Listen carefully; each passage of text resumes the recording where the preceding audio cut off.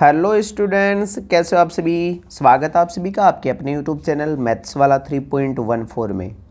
Students, आज की इस वीडियो में हम देखने वाले हैं क्लास 10th के मैथ्स का चैप्टर नंबर 2 जिसका नाम है बहुपद पोलिनोमियल्स। तो इससे पिछले वाले वीडियो में हमने चैप्टर नंबर 1 का पार्ट 3 देखा था। यदि आपने वीडियो नहीं देखा है तो डिस्क्रिप्शन में लिंक दिए गए हैं।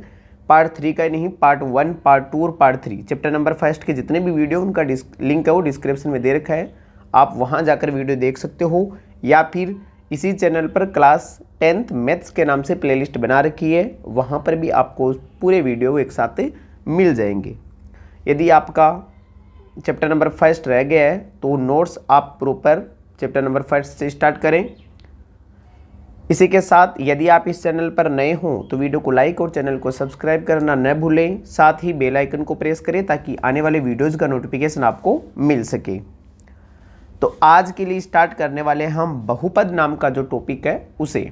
तो बहुपद हम क्लास 9th में भी पढ़ चुके हैं, इसलिए हमारी बेसिक जानकारी कंप्लीट जो भी बेसिक जानकारी है वो पूरी है। लेकिन फिर भी यदि आपको नहीं पता है या भूल चुके हैं तो इस वीडियो में हम उसको पूरा कवर करेंगे। तो सबसे पहले हम देखते हैं बहुपद की डेफिनेशन। क्या होता है बहुपद? तो बहुपद होता है वह बीजीय व्यंजक। बीजीय व्यंजक आप सभी जानते हो, ये बीजीय व्यंजक है वो सिक्स्थ क्लास से स्टार्ट हो जाता है। तो बीजीय व्यंजक चर और अचर से मिलकर बना है जिनमें विभिन्न प्रकार की संक्रियाओं का यूज होता है। संक्रियाओं मतलब जोड़ बाकी गुणा भाग का यूज करके, और चर और अचर गणितीय अक्षर और जो ABCD वाले अक्षर है उनको यूज करके एक व्यंजक बनाया जाता है जिसे बीजीय व्यंजक कहा जाता है। तो वह बीजीय व्यंजक जिसके प्रत्येक पद में चर की घात वो ऋणोत्तर पूर्णांक हो। ऋणोत्तर पूर्णांक का मतलब होता है घात है वो कैसी होनी चाहिए? पॉजिटिव घात होनी चाहिए, नेगेटिव घात कभी भी नहीं होनी चाहिए। ऋणोत्तर पूर्णांक का मतलब जो नेगेटिव पूर्णांक है उनको छोड़कर, तो जो नेगेटिव इंटीजर है उनको छोड़कर ऋणोत्तर पूर्णांक हो बहुपद कहलाता है। तो ऐसा बीजीय व्यंजक जिसके प्रत्येक पद में चर की घात वो कैसी होनी चाहिए? ऋणोत्तर पूर्णांक होनी चाहिए, या तो 0 या फिर पॉजिटिव। अब देखते हैं हम इसके एग्जाम्पल देखते हैं कि बहुपद वो कैसा दिखता है। तो बहुपद जैसे 5x + 2, 5x + 2, यहाँ आगे है 3x² - 5x + 2, ये भी बहुपद है। p⁻3 + 1, ये भी बहुपद है। तो ध्यान रखना हमेशा चर पर पावर है वो कैसी होनी चाहिए? पॉजिटिव। एक और ध्यान रखना, बहुपद के ऊपर पावर जैसे इस प्रकार आ जाए x⁻2 + 5, ये कभी भी बहुपद नहीं होगा। एक पूर्णांक मतलब पूर्ण संख्या में होना चाहिए। x की पावर है वो कभी भी आधी या फिर इस प्रकार की बट्टे वाली कभी भी पावर नहीं होनी चाहिए, तो ये भी बहुपद नहीं कहलाएंगे। इसी के साथ यदि किसी संख्या के बट्टे में चर आ जाए इस प्रकार का, ये भी बहुपद नहीं कहलाएगा। तो याद रखना कौन से तो बहुपद होते हैं और कौन से बहुपद नहीं होते। तो पावर हमेशा पॉजिटिव होनी चाहिए और बटे में कभी भी चर है वो नहीं होना चाहिए। तो ये हो चुका है। अब आगे हम बात करते हैं बहुपद की घात के बारे में। डिग्री ऑफ पॉलिनोमियल्स, बहुपद की घात। तो ये भी प्रश्न है वो पूछा जाता है, बहुपद की घात बताइए। तो बहुपद में उपस्थित चर की अधिकतम घात ही बहुपद की क्या कहलाती है? घात कहलाती है। बहुपद में उपस्थित चर की अधिकतम घात ही बहुपद की क्या कहलाती है? घात। एग्जाम्पल से हम देखते हैं 5x⁻3 - x² + 2 में बहुपद की घात कितनी है? 3 है। क्यों है? क्योंकि चर की अधिकतम घात देखनी है हमें। तो यहाँ पर चर की अधिकतम घात यहाँ पर 3 है, यहाँ 2 है, तो 2 और 3 में बड़ा कौन है? 3, इसलिए यहाँ पर घात वो कितनी हो जाएगी? 3 होगी। आगे बात करते हैं 9m⁸ + 4m⁴ + 5 में बहुपद की घात कितनी है? 8 है। क्यों है 8? क्योंकि यहाँ पर m की अधिकतम घात है वो 8 है। तो ये बिल्कुल ही नॉर्मल टॉपिक है। आपको चर देखना है और उस पर अधिकतम घात देखनी है। एक ही पद में, ध्यान रखना एक ही पद में होनी चाहिए। तो यहाँ पर बहुपद की घात हमने समझ ली है। अब हम बात करते हैं बहुपद के प्रकार की। बहुपद के प्रकार, टाइप्स ऑफ पॉलिनोमियल्स। तो बहुपद के प्रकार है वो 2 प्रकारों से, आधार है वो 2 प्रकार के हैं। एक तो घातों के आधार पर और एक पदों के आधार पर। बहुपद वो 2 प्रकार के होते हैं। दो प्रकार से उनका डिवाइडेशन वर्गीकरण किया गया है। किस आधार पर? एक तो घातों के आधार पर और एक पदों के आधार पर। तो सबसे पहले हम घातों के आधार पर बहुपद के प्रकार पढ़ते हैं। तो सबसे पहला बहुपद आता है, प्रकार आता है शून्य बहुपद। शून्य बहुपद किसे कहते हैं? तो शून्य बहुपद होता है वह बहुपद जिसकी घात है वो शून्य हो, वह बहुपद जिसकी घात शून्य हो, शून्य बहुपद कहलाता है। चर पर घात होनी चाहिए, किस पर? चर पर। या तो आपको चर दिखेगा ही नहीं, और दिखेगा तो पावर उस पर कितनी रहेगी? 0। ध्यान रखना, या तो चर आपको दिखेगा ही नहीं, ABCD वाले जो भी अक्षर है वो आपको उस बहुपद में दिखेंगे ही नहीं, और जहाँ बहुपद में XYZ ABCD का कोई अक्षर नहीं दिख रहा है इसका मतलब वो शून्य बहुपद है। उदाहरण के रूप में बात करें जैसे 5 केवल एक सिंगल संख्या है, इसके साथ में ABCD का कोई अक्षर नहीं है, इसका मतलब ये 5 है वो उसको शून्य बहुपद कहेंगे। जैसे -3 भी शून्य बहुपद है, 1 ये भी शून्य बहुपद है। तो शून्य बहुपद आपको समझ में आ गया होगा। इसके बाद में सेकंड नंबर पर आता है, इसका सेकंड टाइप है रेखिक बहुपद। रेखिक बहुपद 8th क्लास में भी है। तो रेखिक बहुपद वह बहुपद जिसकी घात वो कितनी हो? 1। चर पर घात कितनी होनी चाहिए? 1। या तो चर पर आपको घात कुछ भी नहीं दिखेगी, कुछ भी नहीं दिखी, इसका मतलब वहाँ पर पावर कितनी है? 1 है, उसे रेखिक बहुपद कहा जाता है। जिसे हम एग्जाम्पल के रूप में लें तो 6x + 1, यहाँ पर आपको अक्स के ऊपर कुछ भी नहीं दिख रहा है, इसका मतलब यहाँ पर कितना है? 1 है। यहाँ पर भी देखिए माइनस का 5x, तो -5x के ऊपर भी पावर कुछ भी नहीं है, तो यहाँ पर भी कितनी है? 1। तो जहाँ पर भी आपको चर पर कुछ भी घात न दिखे वहाँ पर एक घात होगी, और वो कौन सा बहुपद होगा? रेखिक बहुपद होगा। रेखिक बहुपद के बाद में थर्ड नंबर पर आता है द्विघात बहुपद। नाम से ही पता चल रहा है द्विघात, 2 घात होनी चाहिए। कितनी घात होनी चाहिए? 2। तो बहुपद की वह बहुपद जिसकी घात 2 हो द्विघात बहुपद कहलाता है। आगे बात करते हैं इसके उदाहरण की। तो 7x² - 5x + 3 ये बहुपद है। इसमें देखिए चर में अधिकतम घात कितनी आ रही है? 2। 2 के बाद में 3 4 आपको नहीं दिख रहे, इसका मतलब इसकी अधिकतम घात कितनी है? 2 है, और ये द्विघात बहुपद है। x की पावर 2 - 9, x की पावर 2, तो यहाँ पर भी चर की अधिकतम घात कितनी आ रही है? 2 आ रही है, तो ये भी कौन सा हो जाएगा? द्विघात बहुपद। यहाँ पर एक सिंगल टर्म दे रखा है p की पावर 2, p की पावर 2, तो ये भी कौन सा है? ये भी आपका द्विघात बहुपद है।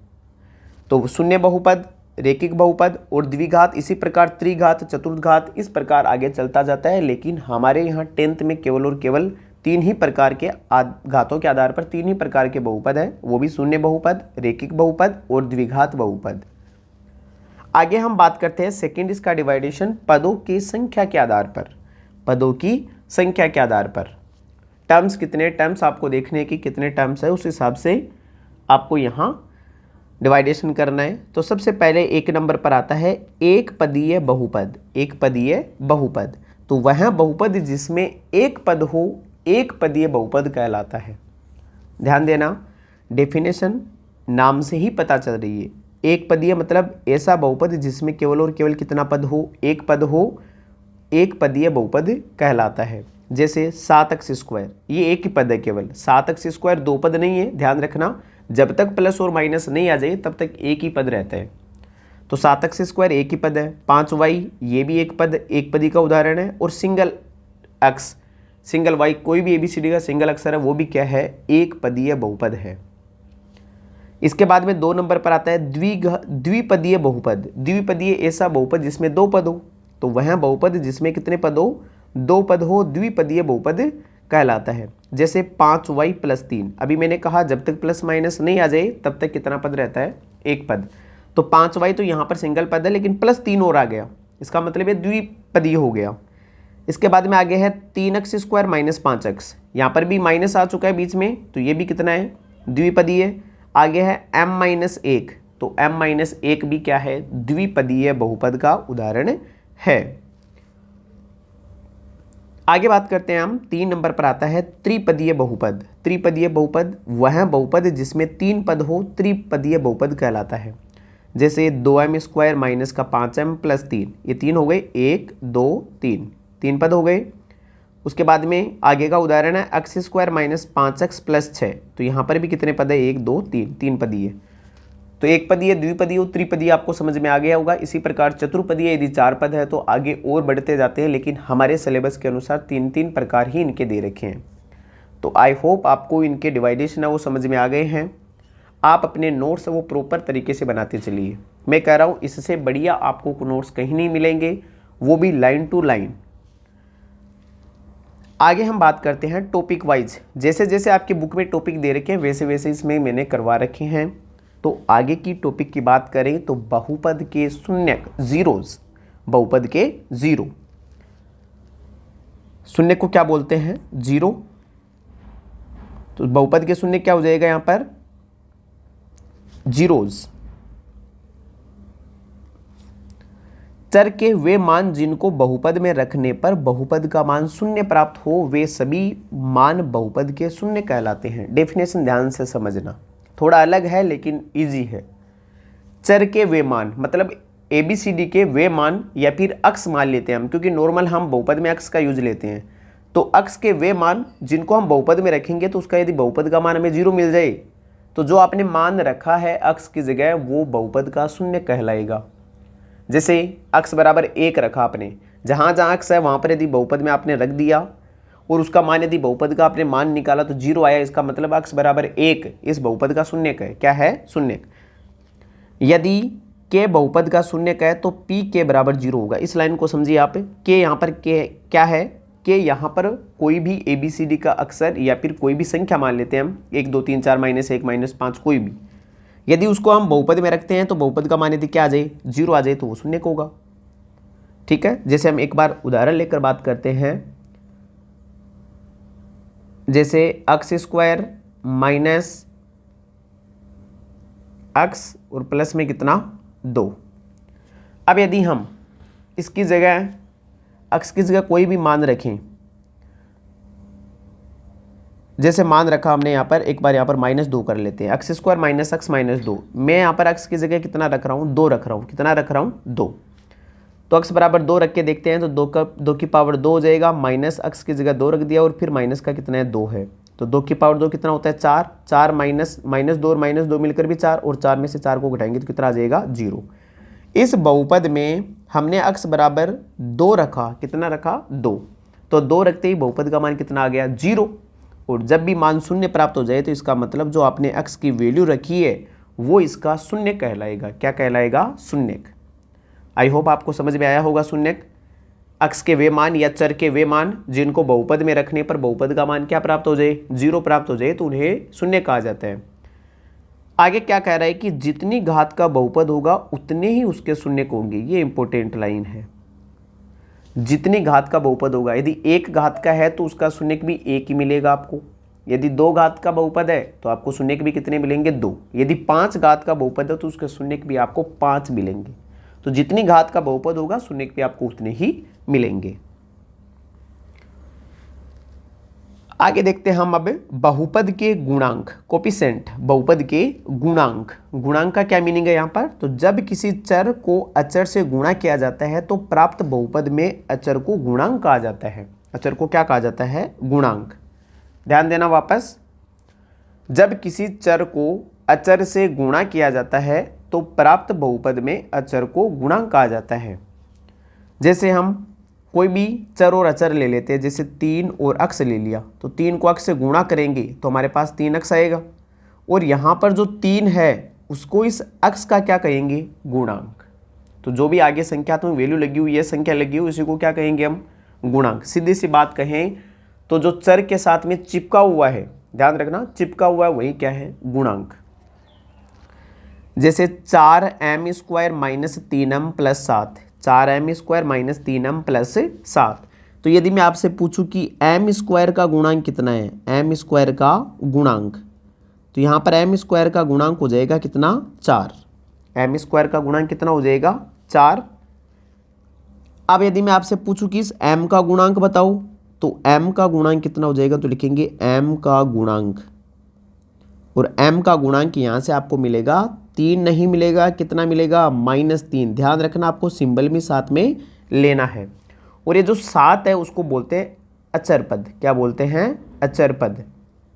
जिनके साथ ABCD वाले अक्षर लगे होते हैं उनको तो चर पद बोलते हैं, और जो जिनके साथ ABCD वाला अक्षर नहीं लगा होता है उसको क्या बोलते हैं? अचर पद। तो आई होप आपको गुणांक समझ में आया होगा। अब आगे हम बात करते हैं बहुपद के शून्यांकों व गुणांकों में संबंध। अभी हमने शून्यांक भी पढ़े हैं, गुणांक भी पढ़े हैं, अब उनके बीच में हम रिलेशन पढ़ेंगे, उनके बीच में संबंध क्या होता है। तो माना एक द्विघात बहुपद ए की power 2 plus B X plus C, ये बहुपद का मानक रूप है। ये द्विघात बहुपद का क्या है, मानक रूप।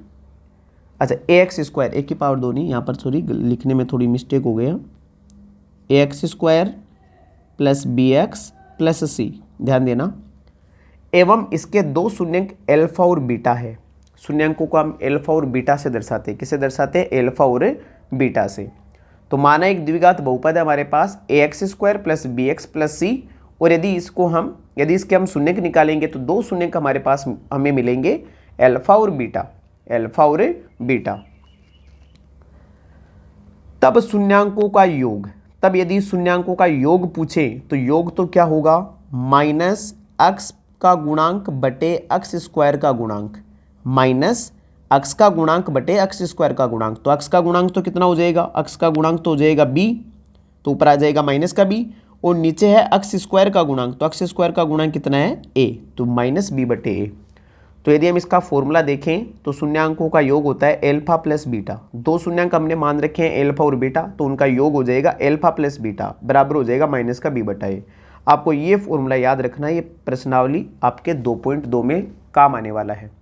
तो शून्यांकों का योग जब भी पूछे आपसे तो आपको ये बताना है एल्फा प्लस बीटा बराबर माइनस का बी बटा ए।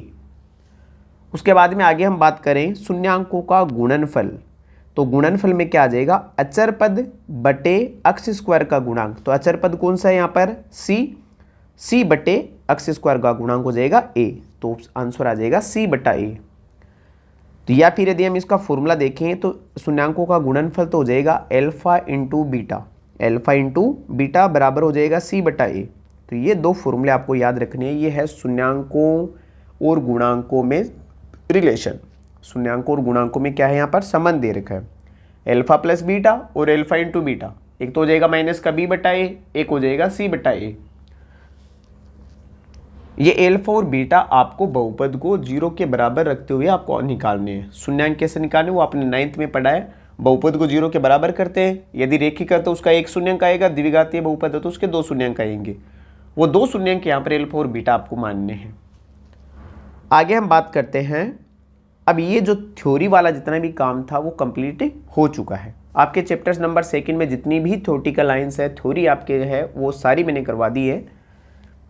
अब हम बात करते हैं चैप्टर नंबर 2 और इसकी एक्सरसाइज 2.1 मतलब प्रश्नावली 2.1।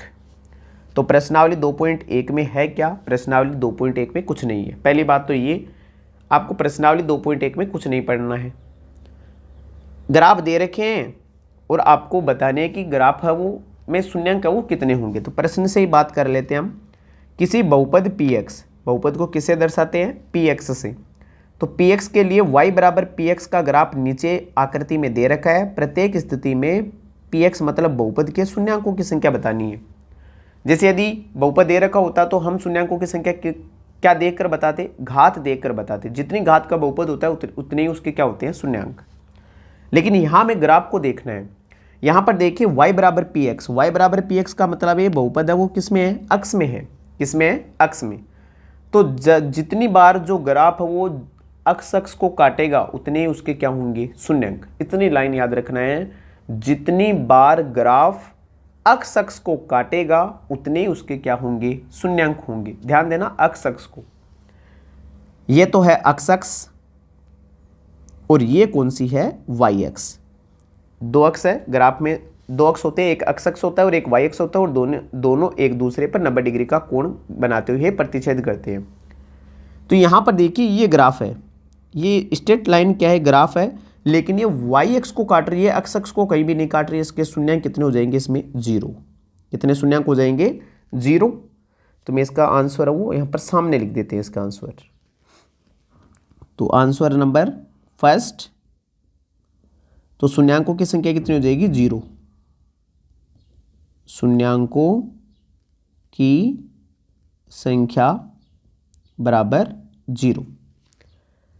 आगे हम बात करते हैं सेकंड नंबर। तो सेकंड नंबर का ग्राफ है इस प्रकार चल रहा है, यहाँ वाई एक्स को काटा, फिर यहाँ पर किसको काट दिया इसने, एक्स अक्ष को। तो यहाँ पर एक्स अक्ष को एक बिंदु पर काट रहा है, इसलिए शून्यांकों की संख्या कितनी होगी, तो लिखेंगे शून्यांकों की संख्या बराबर 1। यदि आप पूरी लाइन लिखना चाहते हो तो क्या लिखोगे, यहाँ ग्राफ एक्स अक्ष को एक बिंदु पर काट रहा है, यहाँ ग्राफ एक्स अक्ष को एक बिंदु पर काट रहा है, अतः शून्यांकों की संख्या 1 होगी। ये आप लाइन पूरी लिख सकते हो। आगे बात करते हैं हम थर्ड नंबर पर। तो थर्ड नंबर का ग्राफ एक तो यहाँ पर एक्स अक्ष को काट रहा है ये, आगे यहाँ पर वाई एक्स को काट रहा है, लेकिन वाई एक्स से में मतलब नहीं है, फिर यहाँ पर एक्स अक्ष को काट दिया इसने, उसके बाद में नीचे, फिर वापस एक्स अक्ष को काट दिया, फिर ऊपर। तो इसका मतलब एक्स अक्ष को कितनी जगह काट दिया इसने, 3 जगह है। तो प्रश्न संख्या जो 3 है उसमें शून्यांकों की संख्या कितनी होगी, 3। आगे बात करते हैं प्रश्न संख्या 4 में। तो ये ग्राफ है, इस ग्राफ ने एक्स अक्ष को 2 जगह काटा है, ये 2 बिंदु हो गए। तो यहाँ पर शून्यांकों की संख्या भी कितनी हो जाएगी, 2। तो यहाँ पर जो 4 नंबर है उसमें शून्यांकों की संख्या कितनी हो जाएगी, 2। 5 नंबर में शून्यांक कितने आ रहे हैं, तो एक जगह यहाँ, फिर यहाँ पर काट रहा है, फिर यहाँ पर और फिर यहाँ पर। ये ग्राफ है वो कितनी जगह से, ग्राफ है वो एक्स अक्ष को कितनी जगह से काट रहा है, 3 जगह से, ये सॉरी कितनी जगह से, 4 जगह से। तो ग्राफ में शून्यांकों की संख्या कितनी हो जाएगी, 4। इसके बाद में आगे हम बात करते हैं, जैसे यहाँ पर एक जगह काट रहा है, इसके बाद में देखो यहाँ पर टच करके वापस निकल रहा है, इसका मतलब यहाँ पर एक ही बार काट रहा है। कितनी बार, एक बार। एक्स अक्ष को एक ही बार यहाँ पर टच कर रहा है, तो यहाँ पर शून्यांकों की संख्या कितनी हो जाएगी, 3। तो शून्यांकों की संख्या कितनी हो जाएगी यहाँ से, 3। तो ये थी प्रश्नावली 2.1। आगे एक्सरसाइज 2.2 है, उसको हम पढ़ेंगे नेक्स्ट वीडियो में। आई होप आपको बहुपद नाम का जो भी टॉपिक है हमारे 10th क्लास में वो समझ में आया होगा। यदि आपको वीडियो अच्छा लगा है तो वीडियो को लाइक और चैनल को सब्सक्राइब जरूर कीजिए, साथ ही अपने दोस्तों के साथ भी शेयर करें। आपके शेयर करने से, आपके लाइक करने से आपका कुछ नहीं, लेकिन हमें मोटिवेशन मिलता है। आपके लाइक और सब्सक्राइब करने से हमें मोटिवेशन मिलता है और हम आपके लिए अच्छे से अच्छा कंटेंट लाते हैं। इसलिए आप वीडियो को लाइक और चैनल को सब्सक्राइब जरूर कीजिए। इसी के साथ वीडियो को लास्ट तक देखने के लिए धन्यवाद।